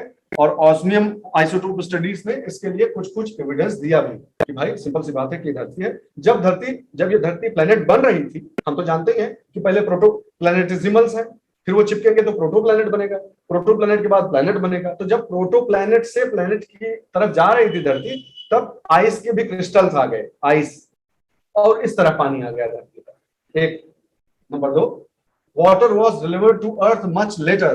बोला नहीं नहीं नहीं, 4.5 बिलियन ईयर्स की बात नहीं है, पानी बहुत बाद में आया है, ठीक है। ये दूसरा है। And after the moon making event, चंद्रमा के धरती से अलग हो जाने के बाद एक बार और कुछ घटनाएं हुई हैं जिनकी वजह से पानी आया है, ठीक है। By then earth was already 99% of its size, so the source of water must have been extremely rich in content। बहुत मजेदार हाइपोथेसिस में अनफॉर्चुनेटली डिटेल में आपको बता नहीं सकता, ये बहुत ही शानदार साइंस कैसे काम करता है, साइंटिफिक टेम्पर कैसे काम करता है साइंस में, वो उसका एग्जांपल है कि अगर पानी आने के समय अर्थ, धरती अपने वर्तमान आकार का 99% हो चुकी थी, ध्यान से सुनना, पानी जब आया अर्थ पे तब धरती बनकर एकदम रेडी ही थी ऑलमोस्ट, और उसके बाद 1% का गुंजाइश बचा ना। हमारी बात समझ रहे हो कि नहीं समझ रहे हो? अगर पानी बाहर से डिलीवरी के समय धरती ऑलरेडी 99% और धरती बन चुका था, तो 1% बचा ना गुंजाइश। आज जो धरती का द्रव्यमान कह लो, जो द्रव्यमान या आकार कह लो, उसमें 1% ही जगह बची थी। उस 1% में कितना पानी रहा होगा, कितना रिच रहा होगा पानी, कि आज का पूरा पानी उसी 1% की वजह से। Now you get it what I am saying? That's hypothesis number 2।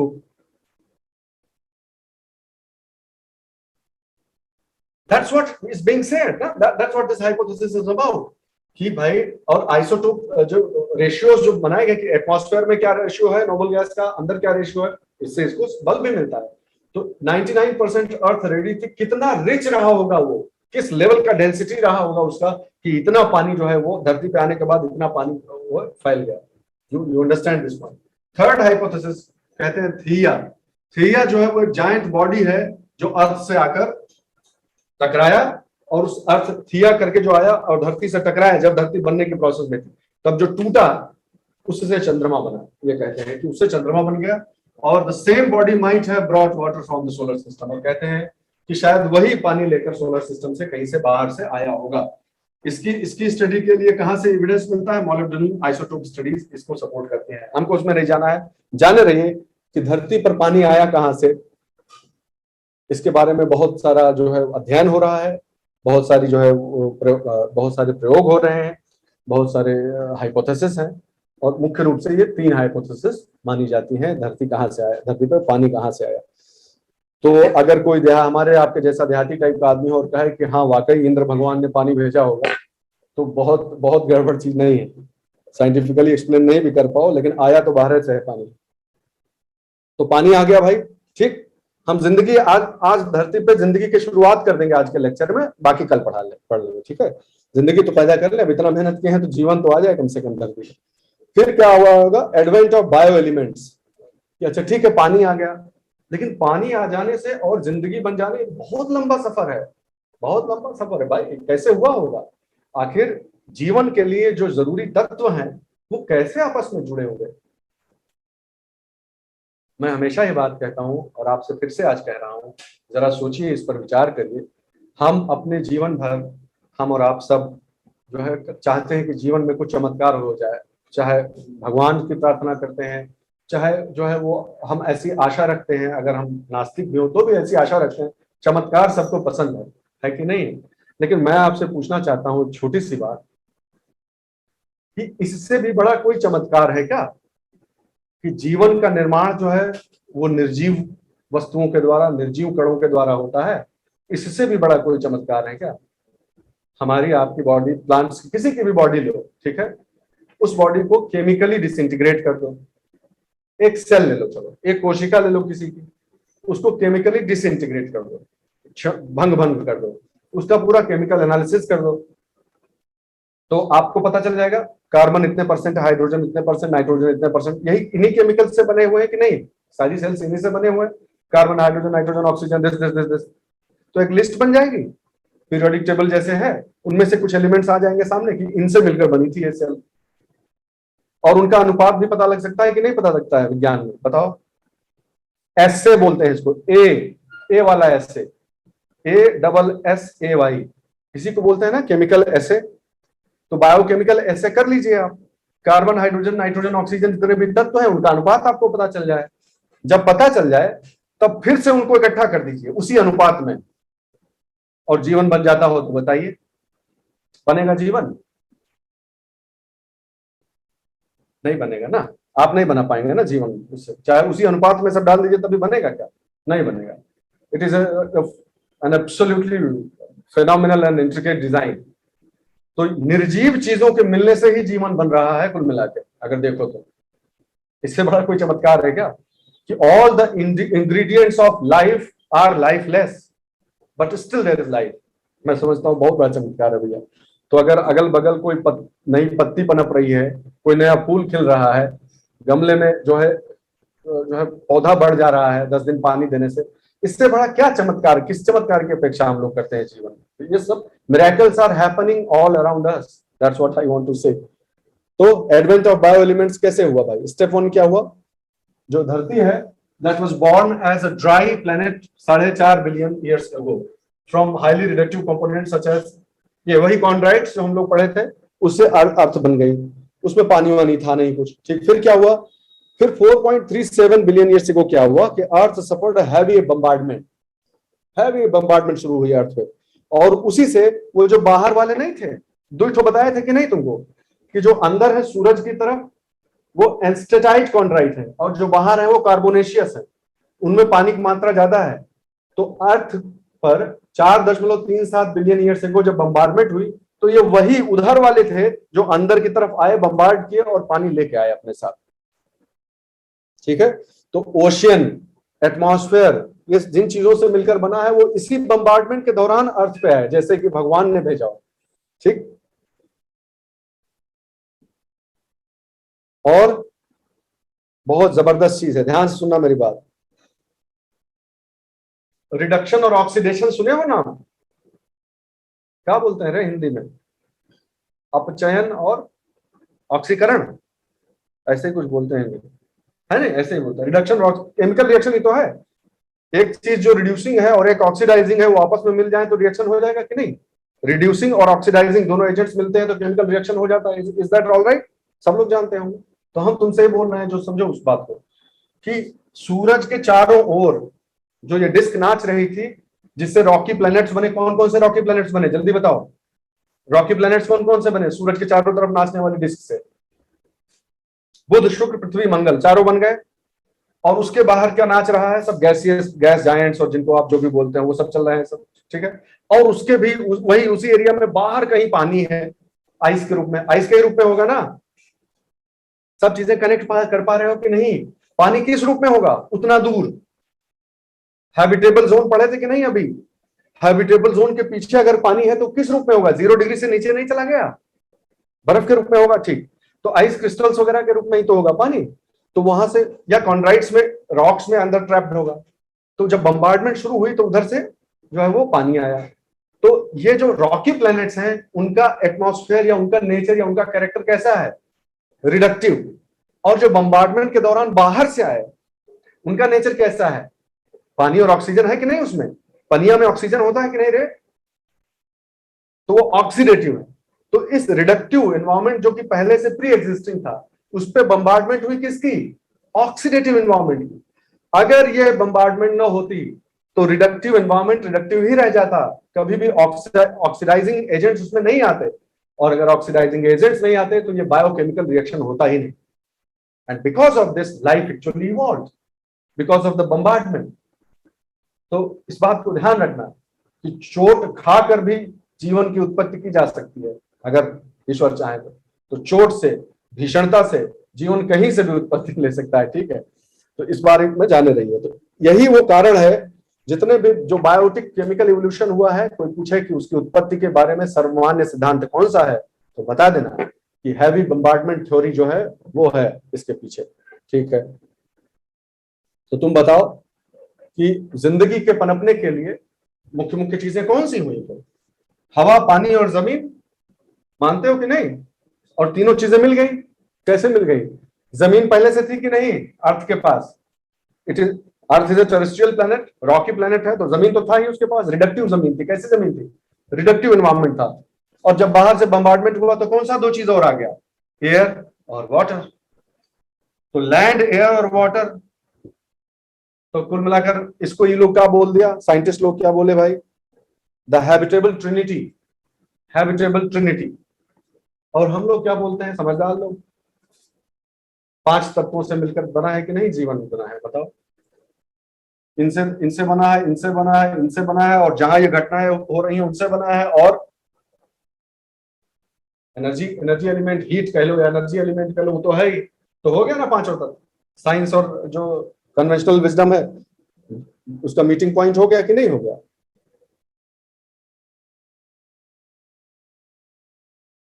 अब हम तुमको इंटरेस्टिंग पॉइंट्स बता देते हैं और तुम बस खाली समझ लो। इंटरेस्टिंग पॉइंट्स क्या है?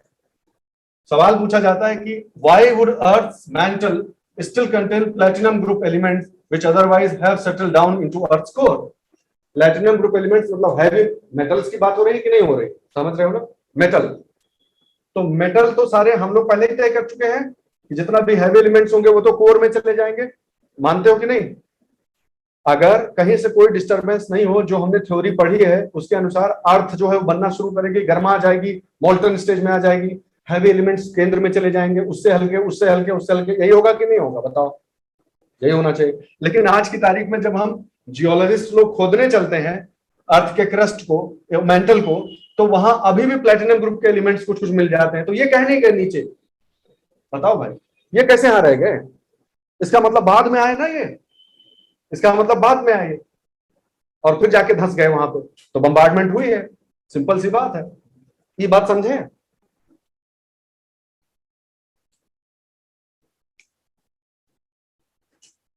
क्लियर? ठीक। Next, there are now evidences that actually a prolonged period of bombardment has taken place. Fine, this bombarding is thought to occur with gravitational, whatever it is. बाकी भूल जाओ सब, कुछ ज्यादा जानने की जरूरत नहीं है। बस you should understand that yes, there are evidences that for a very long period in Earth's evolution there has been a heavy bombarding stage, and that stage is responsible for bringing water, bringing oceanic and atmospheric components, and to kickstart the biotic chemical evolution process. ये आपको जानने के लिए इतना सारा मेहनत करके बताए। ठीक, अब बताओ कि जिंदगी को शुरू करने के लिए क्या क्या चीजों की जरूरत है? जीवन की उत्पत्ति के लिए धरती जब जिस भी स्वरूप में रही होगी, जीवन की उत्पत्ति के लिए किन किन कारकों की आवश्यकता पड़ी होगी? बताइए। सबसे पहले एक कंड्यूसिव एनवायरमेंट की जरूरत पड़ी होगी। यस, किस प्रकार का एनवायरमेंट? जहां ऑक्सीडाइजिंग रिड्यूसिंग एलिमेंट्स आपस में केमिकल रिएक्शन कर सकें और जो एनवायरमेंट नॉन टॉक्सिक हो। Number 2, energy, source of energy की जरूरत पड़ी होगी। हाँ, कहां से एनर्जी, कहां से आई होगी? एक तो सोलर और रेडिएशन एनर्जी, यही एनर्जी का सोर्स है। एलिमेंट्स की जरूरत पड़ी हुई, और क्या, कैसे बनेगा? नहीं तो सेल कैसे बनेगी? एलिमेंट्स से ही बनेगी। ठीक, एलिमेंट्स जो है वो भी अवेलेबल। फिर न्यूट्रिएंट्स, मान लो बन गया, जीवन बन तो गया, जिएगा कैसे, सर्वाइव कैसे करेगा? न्यूट्रिएंट्स की जरूरत पड़ेगी। वाटर की जरूरत पड़ेगी। वाटर की जरूरत क्यों पड़ेगी? Not only as a chemical agent but also as a medium, as a physical environment, aqueous environment की जरूरत पड़ी। ठीक, ओजोन, इस पर एक छोटी सी चीज बताना जरूरी है आपको, मैं समझता हूं। एक बात बताओ, बाकी सब होता इनमें से, इनमें से बाकी सब होता और खाली ओजोन नहीं होता तो जिंदगी पनपती? कितना समझते हो एनवायरमेंट, ये भी तो चेक कर लिया जाए। इस पर भी थ्योरी है मेरे भाई, खैर अभी बताएंगे बाद में, जरूरत पड़ेगी। ओजोन लेयर की एब्सेंस में अर्थ पे लाइफ संभव है? जिस तरह की लाइफ इवॉल्व हुई है वैसा संभव है? नहीं, नहीं पॉसिबल। ठीक, और ओजोन किससे बना होगा? मजे की बात, ऑक्सीजन से ही तो ओजोन बना है। तो पहले क्या हुआ है? ऑक्सीजन की प्रचुरता आवश्यक है कि नहीं? पहले ऑक्सीजन प्रचुर मात्रा में हो, पहुंचे वहां पे, फिर वो आपस में ये सब करके रेडिएशन और सोलर उसमें आके और ओजोन बने और ओजोन क्लियर बन जाए, यही तो प्रोसेस संभव है, तब जीवन की शुरुआत हो सकती है प्रॉपरली, सही मायने में। इस कॉम्प्लेक्स लाइफ की शुरुआत कैसे हो? अगर ओजोन लेयर नहीं हो तो मल्टी सेलुलर लाइफ जो है वो डेवलप हो पाएगी? नहीं डेवलप हो पाएगी। तो ओजोन लेयर उसके लिए रिस्पॉन्सिबल है। ठीक, एक बहुत अच्छी चीज किसी साइंटिस्ट की मैंने सुनी थी, वो मैं आपसे शेयर करना चाहता हूं, और जो जीवन के लिए भी आवश्यक है। जो भी थ्योरीज हैं लाइफ के ओरिजिन और इवोल्यूशन को लेकर, उनमें से जो सबसे सर्वमान्य सिद्धांत है वो क्या है कि ऑक्सीजन कहां से आया, एटमॉस्फेयर में ऑक्सीजन कहां से आया? कोई बता सकता है? जल्दी लिखो चैट बॉक्स में। पहले क्या था? पहले क्या था? गरमाया, फिर बरसात हुई, फिर गरमाया, फिर बरसात हुई, यही सब तो हुआ था। धरती का एटमॉस्फेयर धीरे धीरे धीरे इवॉल्व हुआ। तो अल्टीमेटली एटमॉस्फेयर में ऑक्सीजन डाला किसने? कहां से आया? O2 के रूप में कैसे आया? पानी तो था, H2O तो था, कार्बन डाइऑक्साइड भी था, लेकिन ऑक्सीजन एटमॉस्फेयर में धीरे धीरे कैसे बनी? With in the earth. अच्छा, केमिकल रिएक्शन। अच्छा, अरे चिरकुट लोग ये बताओ, आज की तारीख में ऑक्सीजन कहां से बनती है? यह स्थिति है। चलो ठीक, प्लांट से भाई, सिंपल सी बात है। कौन प्रक्रिया को क्या बोलते हैं जिस प्रक्रिया से, which is that biochemical process that engenders oxygen? Photosynthesis. चलो धन्यवाद। और कौन थे वो लोग जिन्होंने खूब फोटोसिंथेसिस किया था और ऑक्सीजन बनाई थी शुरू शुरू में? यूनिसेलुलर ऑर्गेनिज्म रहे होंगे कुछ, एक कोशिकीय जीव, सिंपल से एकदम। क्या नाम है उनका? ये सब तो जानना पड़ेगा ना। एल्गी, कौन से टाइप के एल्गी? एल्गी तो बहुत बाद की बात है, पहले। चलो कोई बात नहीं, इतना इतना नॉर्मल क्लेचर में इतना स्ट्रिक्ट नहीं होते हैं, लेकिन एल्गी उनको कहना ठीक नहीं है। अरे नहीं, साइनोबैक्टीरिया सुने हो जिनको गलत तरीके से ब्लू ग्रीन एल्गी बोला जाता है? साइनोबैक्टीरिया, इनका नाम सुने हो कभी? वही तो थे पहले फोटोसिंथेटिक ऑर्गेनिज्म भाई। इसमें कोई शक है क्या किसी को? अगर ये फंडामेंटली नहीं क्लियर है तो आपको नहीं मजा आएगा फिर जो मैं कहने जा रहा था, तो बहुत बायोफिलोसॉफिकल चीज है। फिर भी बता देता हूं जिसे समझ में आ जाए। जब धरती के शुरुआती एटमॉस्फेयर में जब कार्बन डाइऑक्साइड ही कार्बन डाइऑक्साइड थी, तो ये यूनिसेलुलर ऑर्गेनिज्म ही तो थे जिन्होंने पहली बार फोटोसिंथेसिस को किक स्टार्ट किया। पनपते गए, मरते गए, पनपे मरे, पनपे मरे, ऐसे ही तो साइकिल। यूनिसेलुलर लाइफ कितना जीव होगी? एक सेल का जो जीव है वो कितना लाइफ उसका रहा होगा? अपना पैदा हुआ, फोटोसिंथेसिस किया, कुछ कार्बन डाइऑक्साइड को ट्रैप करके ऑक्सीजन रिलीज किया, खत्म हो गया, फिर किया, खत्म हो गया, फिर किया, खत्म हो गया। सदियों तक ऐसा चलता रहा, जीते रहे, मरते रहे। उनके कंट्रीब्यूशन को क्या, सिंपल सा कंसेप्चुअल लेवल पे समझो, खाली बहुत साइंटिफिक मत हो जाना। ये जो ब्लू ग्रीन एल्गी थे जो पैदा हुए, कुछ दिन फोटोसिंथेसिस किए, मर गए, खत्म हो गए, क्या उनके एब्सेंस में अगर वो ना होते तो हम होते आज? सिंपल सा क्वेश्चन है मेरा। और क्या थे वो? तो किसी लायक नहीं, मतलब जिसे कहते हैं, आपके आपके डेफिनेशन में किसी लायक नहीं थे वो तो यूनिसेलुलर क्षुद्र जीव थे। तो इस बात को हमेशा ध्यान रखना है। किसी साइंटिस्ट का कहा हुआ चीज है, मैं सिर्फ दोहरा रहा हूँ, this is not my original thought, I will not take undue credit. उन्होंने क्या कहा कि अपने जीवन काल में जो आप कार्य कर रहे हैं उसका मूल्य आवश्यक नहीं है कि आप सही सही जीवन काल में ही आप उसे आंक पाए। हो सकता है उसका मूल्यांकन इतिहास करे। आज उनके वजह से इस एटमॉस्फेयर में ऑक्सीजन बना, उससे ओजोन बना, और उस वजह से मल्टी सेलुलर लाइफ बनी। तो एक यूनिसेलुलर लोग थे जिन्होंने वो एनवायरमेंट तैयार किया कि हम मल्टी सेलुलर लोग इसमें पनप पाए। That's the philosophy in science, always remember that. तो इस प्रकार से जीवन की उत्पत्ति के ये कारक हो गए। अब जो नेक्स्ट चीज है जो कि मैं आपको छोड़ दूंगा, आप हल्का सा इसको अच्छे से पढ़ाएंगे, नेक्स्ट क्लास में इसकी शुरुआत होगी। लेकिन एक मैं आपको सिर्फ ये चाहता हूं कि होमवर्क के तौर पे जियोलॉजिकल टाइम स्केल के जो मेन इंग्रेडिएंट्स हैं, ठीक है, मेन जो इंग्रेडिएंट, बहुत फाइनल लेवल पे नहीं मैं कह रहा हूं कि आप चले जाइए, लेकिन जितने भी जो युग हैं, कल्प और युग जितने उसमें डिवाइडेड हैं, सीनोजोइक, ठीक है, पैलियोजोइक, जितने भी हैं, इनका एक बेसिक टाइमलाइन आपके दिमाग में होना चाहिए। कि इतने बिलियन ईयर्स तक, इतने बिलियन ईयर्स, इतने बिलियन ईयर्स। उसके बाद सबसे इंपॉर्टेंट जो इवेंट हुए हैं उनको दो भाग में हम बांटेंगे, जियोलॉजिकल इवेंट और बायोलॉजिकल इवेंट। और 10-12 चीज याद करेंगे खाली, बस, ज्यादा नहीं परेशान होंगे। जियोलॉजिकल टाइम स्केल में आपका काम है टाइम फ्रेम को दिमाग में बैठा लेना। कल जब हम मिलेंगे तो टाइम फ्रेम आपके दिमाग में होना चाहिए कि सर आज से इतने साल पहले तक ये युग था, इसमें ये था, ये था, ये था, ठीक है। उसके बाद मैं आपको बताऊंगा कि आप कैसे इसको हमेशा के लिए याद कर लीजिए कि इस युग में ये जियोलॉजिकल इवेंट हुआ था, ये बायोलॉजिकल इवेंट हुआ था, ठीक। ये मैं आपको तैयार करके दूंगा, इस प्रकार आपको हमेशा के लिए याद हो जाएगा। और ऑब्वियसली आप इस चीज को कोरिलेट कर ले जाएंगे, बहुत मेमोराइज नहीं करना पड़ेगा, क्योंकि कोई जियोलॉजिकल इवेंट हुआ है उसी से रिलेटेड बायोलॉजिकल इवेंट हुआ हो। तो इस प्रकार से हम आगे बढ़ेंगे।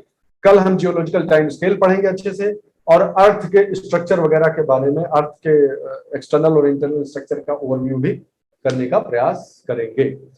आपसे एक और चीज अपेक्षित है जो कि मैं नहीं समझता कि वो क्लास में पढ़ाई जाने वाली चीज है।